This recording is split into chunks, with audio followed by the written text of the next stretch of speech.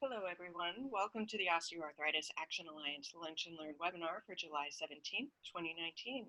Thank you for joining our presentation this month. Our presenter today is Dr. Tina Thornhill.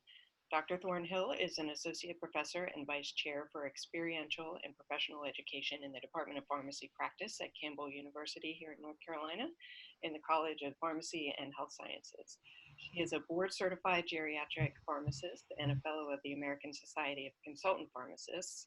She's also a member of the North Carolina Association of Pharmacists and American Association of Colleges of Pharmacy. We have benefited tremendously from her involvement as a member at large on the OA Action Alliance Steering Committee, and you'll learn a little more about that today in her presentation titled Utilizing the Most Accessible Healthcare Professional in the Management of Osteoarthritis. Welcome, Dr. Thornhill. Oh, well, hello, everybody, and thank you, Kirsten, for the introduction and for the opportunity to present utilizing the most accessible healthcare professional in the management of osteoarthritis.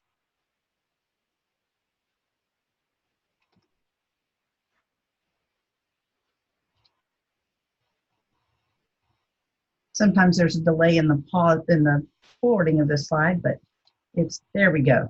All right. Before we get started, I just want to let everyone know that I have no relevant financial conflicts of interest to disclose with regard to this presentation. And I hope to describe for you today how the most accessible healthcare professional can be a key provider in the management of osteoarthritis. Arthritis is a serious health crisis that affects more than 1 in 4 adults. Some experts believe this number is even higher due to the frequent and often subtle onset of some forms of arthritis, combined with the ability for people to self-medicate, which can prevent a formal diagnosis. In 2013, there was nearly 100 million outpatient visits and 6.5 million hospitalizations due to arthritis, which totaled over $300 million from direct medical costs as well as lost earnings. In addition to those lost earnings, other consequences of arthritis include pain, reduced mobility, and/or loss of independence. There's also an increased risk for falls, diminished quality of life, and an increase in comorbidities. Now, while there are many types of arthritis, osteoarthritis, or OA, is the most common form that affects over 30 million adults in the United States. For patients who have osteoarthritis, there are a number of providers and resources available. In addition to the professionals listed on the left here, there is plenty of information to be found on the internet, in books, and on infomercials. But who is missing? According to the Consumer Healthcare Products Association, U.S. consumers visit their physician 3 times a year, but in that same year make almost 9 times more trips to the pharmacy to purchase over-the-counter products. In 2017, a survey conducted by CVS Health reported that nearly 70% of people visit the pharmacy at least once a month. So who is missing from this list of resources?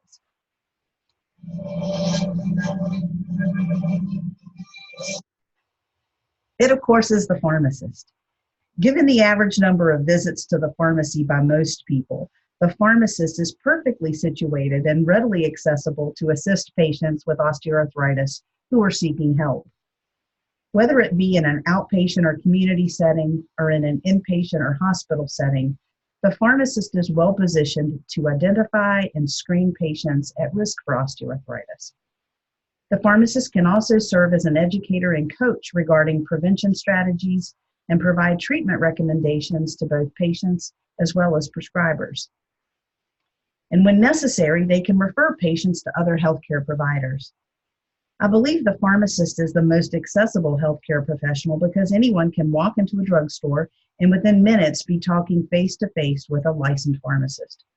As a rule, this is not the case with other healthcare providers. In the CVS Health survey that I mentioned on the previous slide, when patients were asked with what frequency do they ask questions of the pharmacist, 60% responded at least often or sometimes, And 3 out of 4 survey participants stated that they would speak to their pharmacist about proper use of medications, their medication side effects, as well as interactions.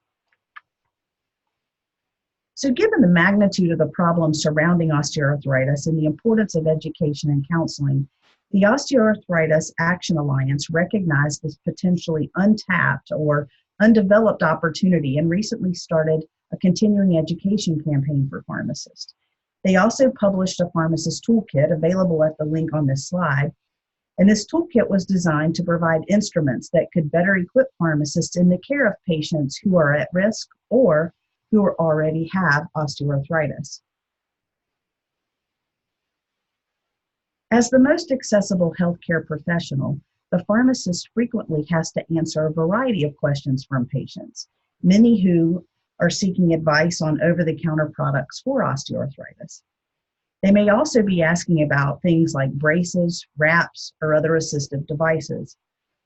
To best guide the pharmacist, this screening questionnaire provides key questions that will enable the pharmacist to know if there may be something else other than osteoarthritis that's going on with the patient. With this screening tool, if the patient answers yes to any of the questions, their symptoms could be indicative of something other than osteoarthritis. And if that were to happen, the pharmacist can then recommend that they talk with their healthcare provider about their symptoms. When a patient's presentation aligns with the signs and symptoms of osteoarthritis, the pharmacist can help identify risk factors and evaluate comorbidities. Recent evidence has demonstrated that a number of comorbidities, such as diabetes, hypertension, depression, and COPD, as well as epilepsy, often coexist in patients with osteoarthritis. Those with metabolic syndrome are more likely to have osteoarthritis than those without it. In fact, the metabolic pathological changes that occur in an osteoarthritic joint have been directly linked to insulin resistance, low bone density, alterations in collagen production, and results from a longitudinal cohort study showed that long-standing type 2 diabetes is a predictor of severe osteoarthritis, especially of the knee and hip, independent of age or even body mass index. Moreover, these patients have a twofold increase in the rate of needing joint arthroplasty. It has also been shown that the rate of cardiovascular disease and mortality is also higher in those with osteoarthritis. You may find it interesting to note that since 6 of the top 10 drugs and half of the top 50 drugs that are prescribed to patients here in the United States with one or more of these conditions, let me back up and clarify that. 6 of the top 10 drugs and 26 of the top 50 drugs in the United States are prescribed to patients with one or more of these conditions. So thereby, the pharmacist has a wonderful opportunity to engage patients in screening and discussion about osteoarthritis. In our healthcare system, patients no longer see just one provider, but rather they are referred to a variety of specialists. Unfortunately, there's often a lack of communication between providers, and patient misunderstanding can only compound the problem. In these situations, it is a great benefit if the patient visits one pharmacy for all of their prescription needs. Also in the toolkit is a prompt whereby the pharmacist can obtain information from the patient regarding the number and specific joints involved, the degree of functional discomfort and level of impairment, as well as weight and body mass index and overall health status. By evaluating these factors in someone with OA, a patient-specific treatment plan can be developed. It is always important to evaluate the patient's motivation and to set small, realistic goals that will enhance treatment success. The pharmacist can serve as an educator as well as a coach for those with osteoarthritis. The American Pharmacists Association Foundation convened an expert panel on osteoarthritis and chronic pain to direct pharmacists' patient care services in an effort to improve people's health. 6 key themes were identified by the panel of experts as a means of making a positive impact on healthcare changes in the lives of those with OA. The pharmacist can first improve the climate surrounding pain management. They can maximize access to care, provide support for caregivers, advocate for sustainable system changes, collaborate and coordinate team-based care, and tailor the care plan to meet the needs of the individual. Again, the pharmacist is uniquely positioned to implement these things and elevate patient care. Educating patients about osteoarthritis is key to optimizing management. Dispelling misconceptions such as nothing helps, or this arthritis is, the progression of this arthritis is inevitable, or I'm wheelchair bound, especially regarding physical activity, increasing physical activity and achieving or maintaining healthy weight are vital to the success of symptom management. Taking the time to share effective evidence-based treatments, including community-based programs, while promoting and avoiding advertised cures may be one of the best avenues to successful OA management. The targets of OA therapy are simple. Manage symptoms such as reduce pain and stiffness, increase mobility, prevent disability, and maintain or hopefully improve quality of life. Treatment options involve both non-pharmacological and pharmacological agents, but the foundations to therapy remain targeting risk factors and increasing mobility. The most effective means for managing the symptoms and for preventing or delaying the progression of osteoarthritis is through the use of non-pharmacological therapies, such as physical activity and weight loss. Although I said this on the previous slide, it warrants repeating. Educating patients about osteoarthritis is key to optimizing management. Now, exercise is one of the best treatments for osteoarthritis because it can reduce pain and increase joint function, but it really should be individualized. In a meta-analysis by Wallace and colleagues, patients with severe knee osteoarthritis who were waiting for a joint arthroplasty actually had less pain after participating in pre-operative exercise.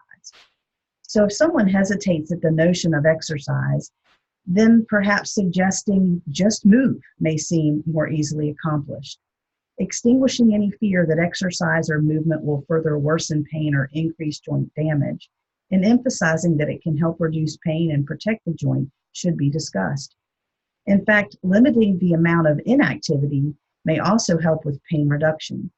Simple suggestions for increasing movement include walking more within the home and around the outside of the house, walking to the mailbox, and choosing a parking spot away from the storefront door. Encouraging progress beyond these basic movements can be beneficial to the patient's success. In general, low-impact aerobic exercise is recommended.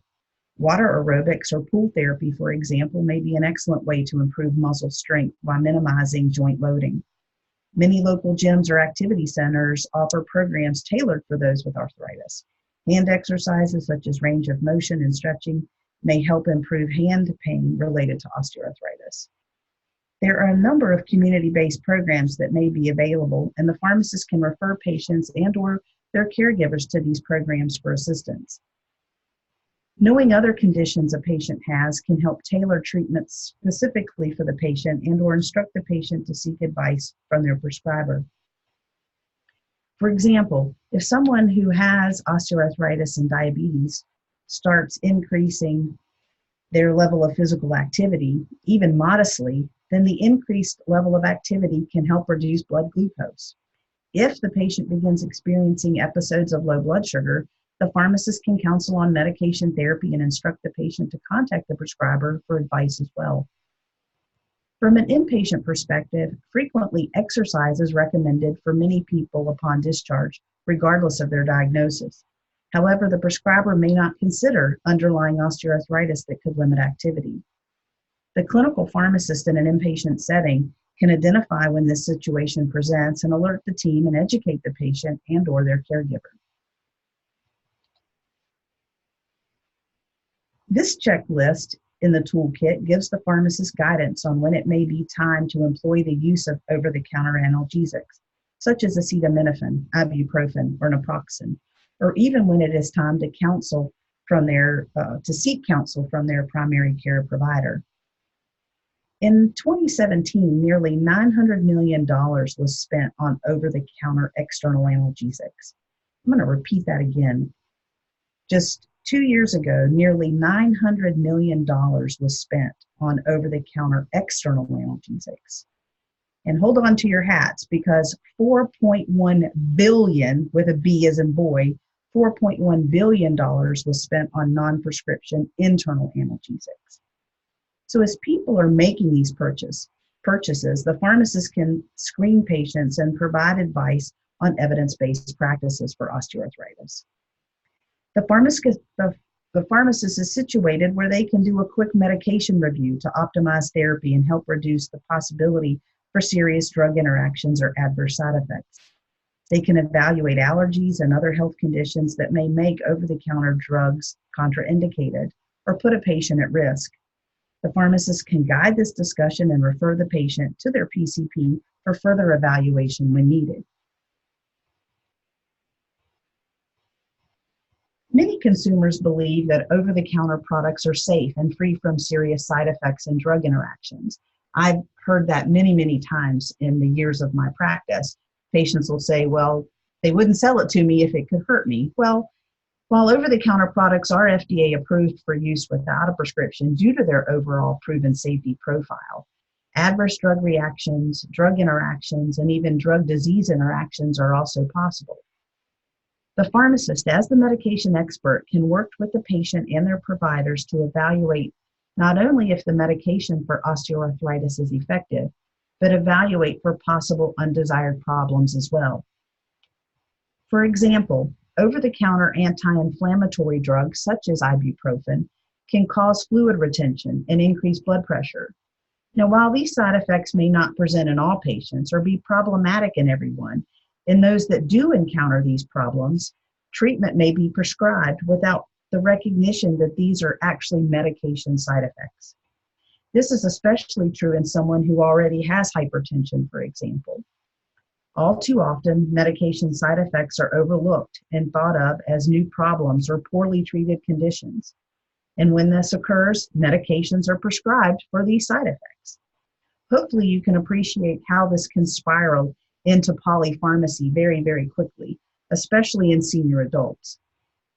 After talking with a patient who is seeking self-care for osteoarthritis pain, the pharmacist can guide their choice of products based on their medical history and concomitant medications in an effort to avoid adverse drug reactions, drug interactions, and drug disease interactions.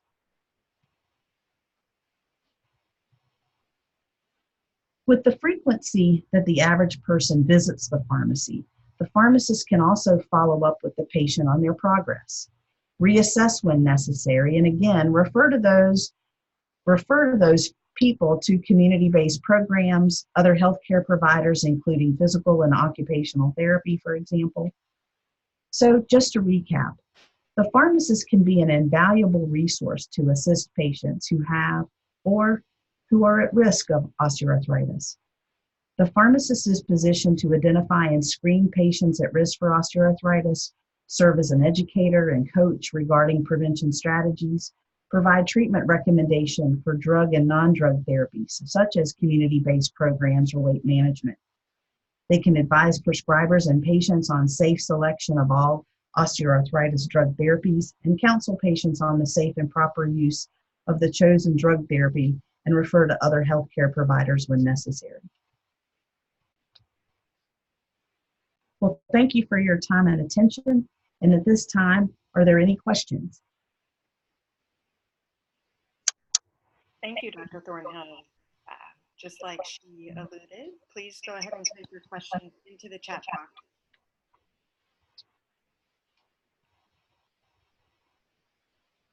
Sorry, I got a little feedback there.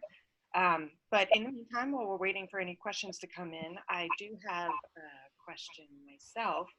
You had listed out a number of risk factors for osteoarthritis that I suspect we're all familiar with on this webinar, or many of us know. How can pharmacists engage patients in identifying those risk factors so that they can take steps to towards self-management and to minimize those effects?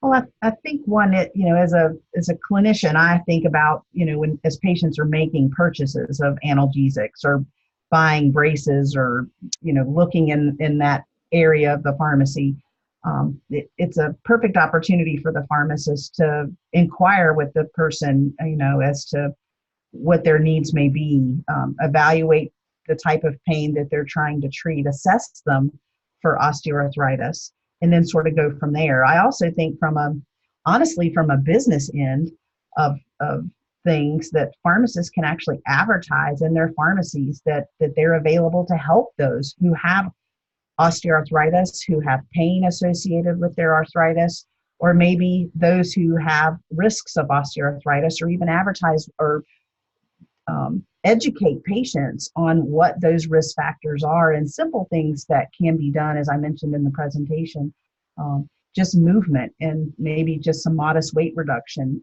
the difference that can make in patients' pain. And probably the easiest is that, as they see patients who walk into the pharmacy, and, as pharmacists especially in the community, we see patients, I won't say daily, but certainly with great frequency. And in doing so, we notice changes in gait. We notice changes in balance. We notice that now all of a sudden someone's having to hold on to the buggy in order to walk, whereas before they were managing to do so independently. And that gives us, the pharmacist, an opportunity to engage them in what I just consider simple conversation to ask about arthritis symptoms. So I think there's many opportunities for pharmacists to engage patients in helping them identify risk factors. I like your last comment there about gait. I just wanted to follow on. You're just thinking about the fact that a patient may not present with osteoarthritis. They may come in with diabetes or one of the other comorbidities. So I think it is important for pharmacists to recognize those characteristics in a patient, or ways to start that conversation. I think that's important. Absolutely. We did have a question come in from Michelle. Are you aware of any specific pharmacies actively, intentionally implementing this, pharmacists assisting with the management of OA? I do not, but in my defense, I'm based in academia, so I know of a lot of pharmacists, particularly community pharmacists, that do a lot of medication therapy management, and this toolkit is actually, the Osteoarthritis Action Alliance is just releasing it, so it's very new, and I imagine, based on what I've heard in discussion in meetings, that there's going to be I guess somewhat of a, I don't know if this is the right verbiage, a rollout campaign. So I'm hoping that more pharmacists will take this opportunity and to help patients, because it's certainly with our society's need for better and more optimal pain management outside of narcotic analgesics. I think more and more we're looking for opportunity to treat patients. And we know that even in working with patients who have severe osteoarthritis, even narcotics don't do well with managing someone's pain. So it sort of puts a Band-Aid on it temporarily. And patients honestly are looking for more a long-term fix, not something that helps for just minutes or hours. So I'm not aware of any pharmacists specifically, no, but hopefully there will be more. Thank you. We do have a couple more questions, and we will try to get to all of your questions today, so keep them coming. The next one, it sounds like you were talking about medication therapy management, or NTN. Is this what you are talking about? I'll interject.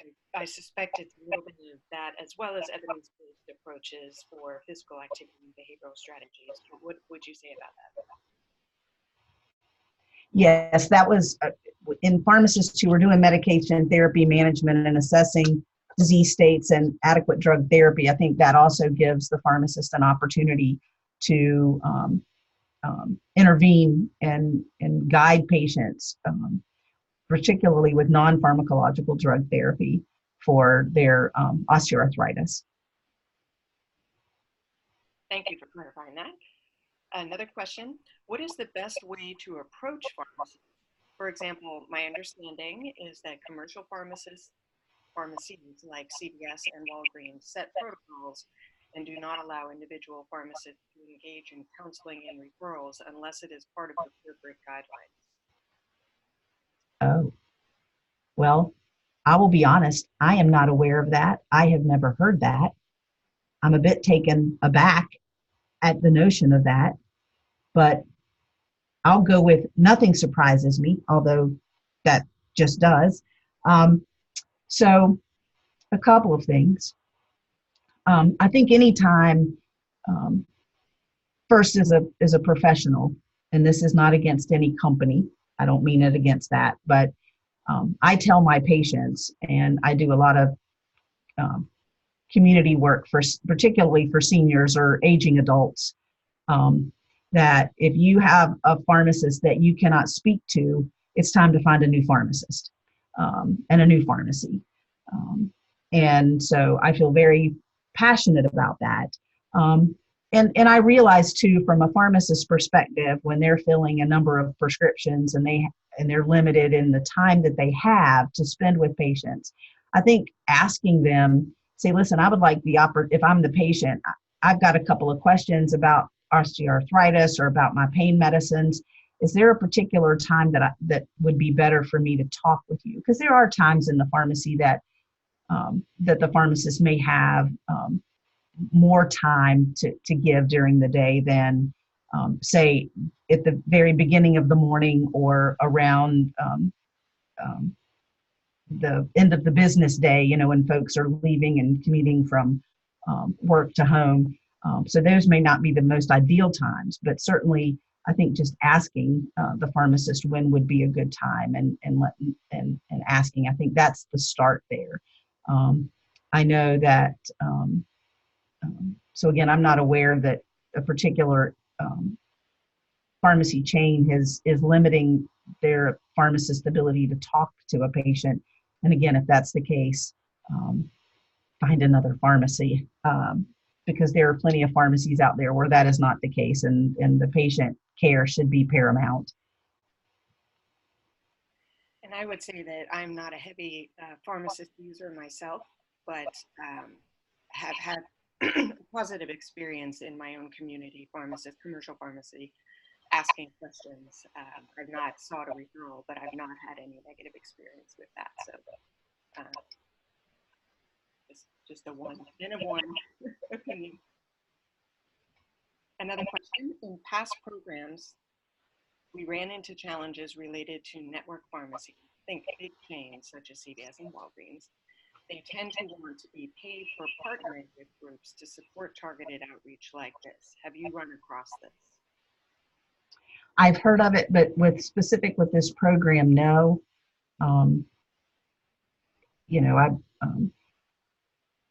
So, and I don't know, Kirsten, if you've heard anything specifically, but I have not. No, and I would say that we have not attempted to go this route with such that we would not have run into that. Another question, do pharmacists need specialty training to become a community pharmacist? They do not. That's a great question. And our profession, all students, all pharmacists, in order to practice pharmacy, whether it's inpatient or outpatient, have to be licensed by their respective states. In order to be licensed, they have to pass, they have to graduate from an accredited program. And so there's not specific training. I can tell you for the last 15 to 18 years, the entry-level degree is a PharmD or Doctor of Pharmacy degree that folks graduate with. That level of training is a bit different than what some may remember as, I'll call, the old-timey pharmacy when I got started in pharmacy. So our students now are more clinically trained. So not only do they learn about medications and what they do and how they work and their adverse effects, but they actually learn, spend a good half of their curriculum learning about therapeutics. So not just the drugs, but also diseases and conditions and how those medications can work to treat, as well as, unfortunately, harm some of those conditions. So they're trained specifically in disease state management. Thank you. And I apologize. I hear an echo with my own sound. I'm not able to identify why that is. And I'm not hearing it on my end. I don't know if anyone else is, but I'm not hearing it. So just to let you know. Great. Another question, what is the best way to engage on a larger scale, engage pharmacy on a larger scale without having to go pharmacy to pharmacy? Without, I'm sorry, I didn't hear that last part. Without having to go pharmacy to pharmacy, one by one. Like I read that to be more large-scale pharmacy organizations and that sort of thing. I'm sorry, Kirsten, I'm not able to hear you. The question is, what is the best way to engage on a larger scale without having to go pharmacy to pharmacy? Oh, to promote this toolkit type of thing? Yes. Well, if I'm and I may not be understanding the question correctly, as I think it's a matter of, number one, getting the information that it's available out there. And I know the Osteoarthritis Action Alliance is trying to identify organizations here in North Carolina that they're reaching out to the North Carolina Association of Pharmacists and trying to work with them in order to educate and get out, just to promote that this continuing education program and toolkit exists. And I think word of mouth and talking about that and getting it out there and advertising that it's available will certainly go far, and certainly not having to as the person who asked the question said, going from pharmacy to pharmacy. And I think anyone listening to this webinar can make that inquiry, or certainly say, hey, did you know that this existed? And word of mouth travels faster than most. And I know that using social media is also in the works with the Alliance as well. Yes, and we had someone else chat in agreement with you, looking at the state pharmacy associations, such as that in North Carolina and many around the state. There is also the National Association, or the National Alliance of State Pharmacy Associations. That could also be an avenue.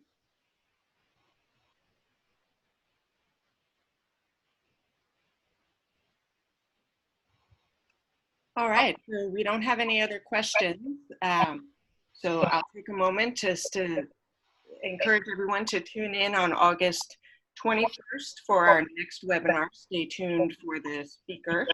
And in the meantime, I will thank Dr. Thornhill for your time today. Very, very informative. We are trying to reach pharmacists more and more, so this is extremely helpful information. Thank you. You're welcome, and thank you.